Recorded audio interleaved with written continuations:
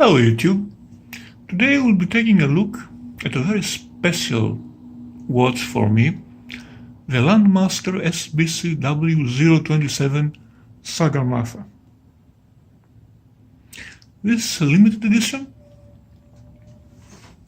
to just 200 pieces. This is the original box, along with a pretty cool little card which states the occasion for which the watch was made to commemorate. Sagarmatha, of course, is the highest peak of Mount Everest, and the occasion was the climbing of just not only this peak, but also a host of other ones, which are all engraved in this very interesting caseback.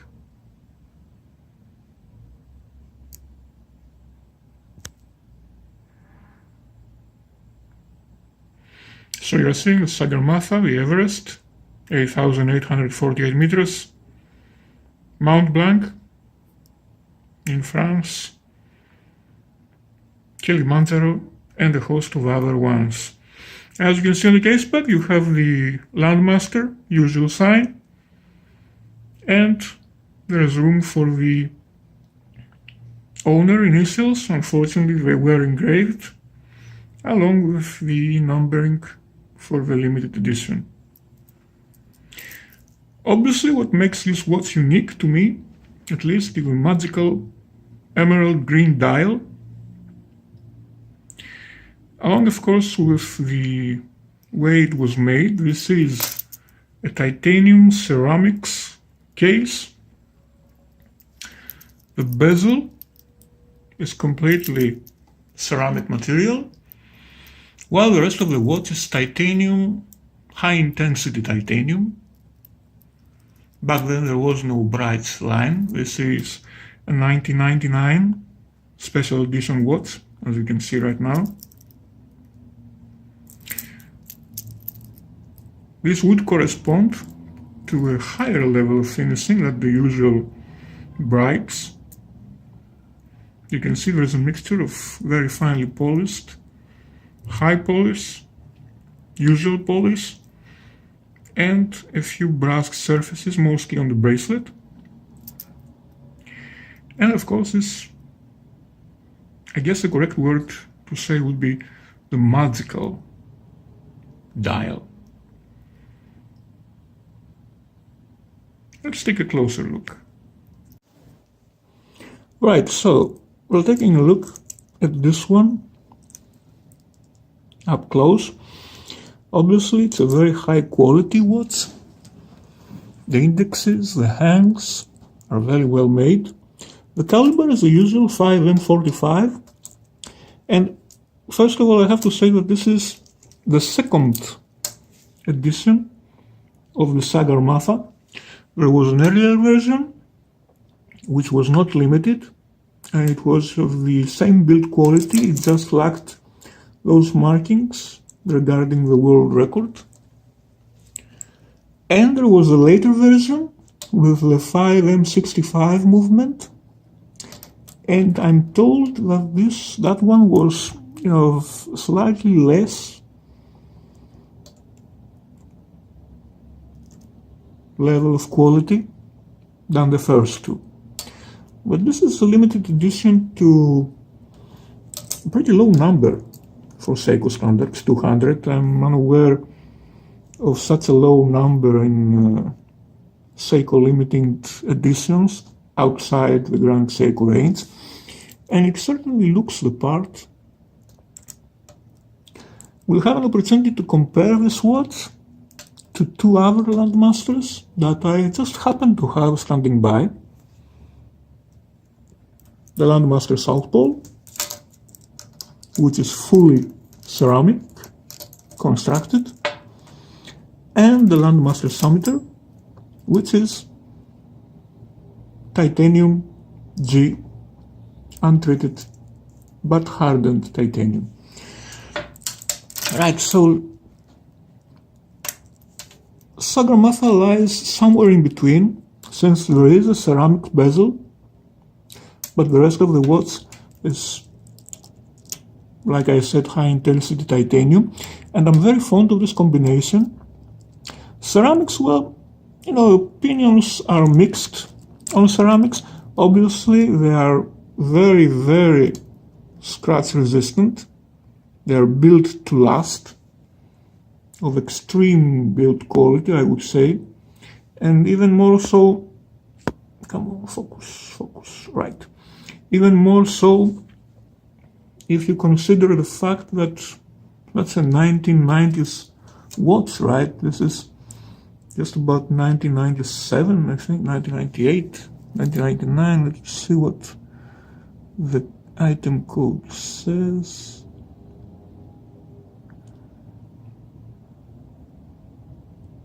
And back then, there weren't even ceramic bezel inserts on a Rolex case. But what you had was an entire bezel made out of ceramics. That's very impressive. This watch, a limited edition, I think is the first time it's seen outside Japan. I was very lucky to pick it up. I guess most of the other prospective buyers didn't realize how rare this watch was. And the Sagarmatha is rare, let alone the limited edition, so that was, the icing on the cake, really. I was looking for this watch because I was very amazed at the photos I saw regarding this beautiful, beautiful green dial. And let's make it a bit clear that it's not a sunburst dial, but it still is a very unique dial. It's somewhat darker in the edges and a bit lighter, brighter tone around the middle. Beautiful green color. It's very hard to capture on video or on a photo. It changes depending on the way light hits it. The whole watch looks more lovely on direct sunlight. It's pretty hard to tell that this is ceramics, contrary to what you would find on the South Pole. The South Pole, of course, being another very beautiful watch, which is entirely made out of ceramics. I've done a video on another watch, not this one. That's my second one. And it's pretty obvious here that the bezel is ceramic. The black glossy feel looks ceramic, if you know what I mean. Also, the bracelet definitely looks ceramic. This is some sort of zirconium, I'm told, a very, very expensive bracelet to manufacture. And also, the case definitely looks, odd at first, being ceramic. It's decidedly not stainless steel. You can't really place it until you realize it is ceramics. And that's really my only grip with ceramics, the fact that somehow it registers a bit odd if you are used to steel, whereas the bright treated titanium or high intensity titanium looks pretty much indistinguishable from high quality stainless steel. And this fools the eye somehow, because our eyes are trained to look for steel. And ceramics look a little bit out of place. Even this bezel, when the lighting is low, looks kind of darker than your mind expects it to be. This is the thing with ceramics. Ceramics looks very fine in broad daylight, but it looks a little bit darker than you would expect when the lighting conditions are low. So I would say that obviously the South Pole is of higher build quality. Imagine, back then, a whole ceramic made watch, save for, just the clasp on the bracelet. That's the only titanium part. The entire watch is ceramic. This is a one-piece ceramic case. It's very, very impressive fit in construction. And you can pretty much understand why this is a collector's piece. There's pretty much no way of copying this one, because ceramics are, molded. They are not sculpted like steel is. So this one came out of the mold where ceramic was infused. So there's practically no way to copy this watch unless you have the exact same mold and the same ceramic mixture. So this is a very impressive watch construction-wise, but for me, the Sagarmatha is a very impressive watch when you wear it on the wrist. The height is right. It sits high enough, but not too high, like you would expect from the Marine Master, say. It just looks very spectacular. Now, compared to the Summitor is simpler titanium alloy, pretty much untreated. It is hardened on the case, but it definitely has this distinctive grayness that titanium has. And you can see it pretty well if you put them, side by side. This is definitely gray. I won't say dull gray because I am fond of titanium gray, but it's definitely gray watch. This one just looks, pretty much identical to stainless steel of high quality, save for the bezel. You can see here, the ceramics bezel looks just that bit darker. That makes you understand that this is ceramics. Ceramics is pretty much indestructible. It's very hard to find any scratches on this here watch, or even on its bracelet. The only way pretty much to damage a ceramic watch is to break it.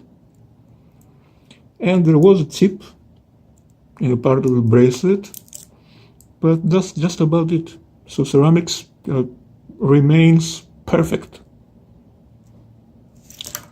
Whereas, the high-intensity titanium is harder than your average untreated titanium, but it's also pretty much impossible to polish once any minor scratches appear, and there were a few scratches here when it was attempted to change the battery. So, this will probably remain with the watch, whereas with simpler titanium,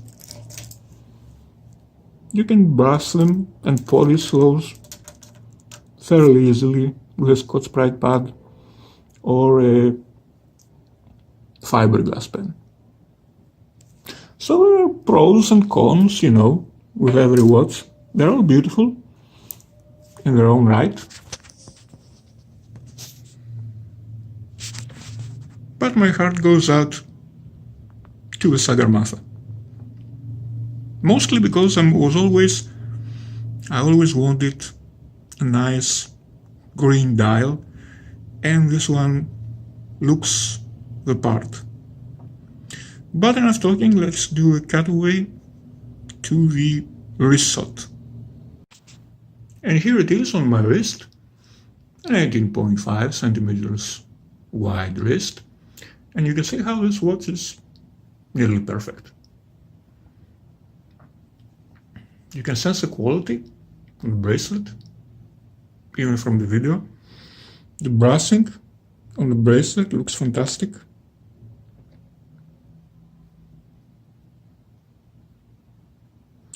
And the dial is just changing color.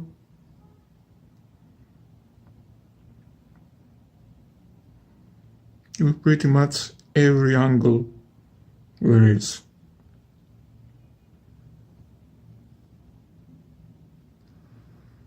The quality is definitely there.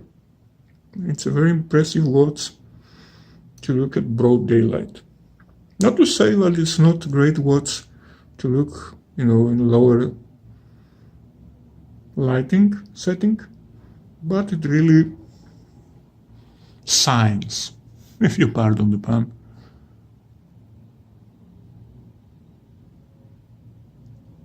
Against the sun. You can see the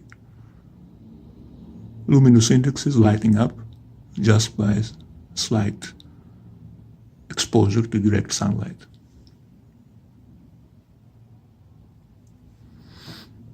Like I said, the other watches also look pretty cool on their own right. But the Sagarmatha is truly a keeper for me. That's it. Thanks for watching. See you in the next video.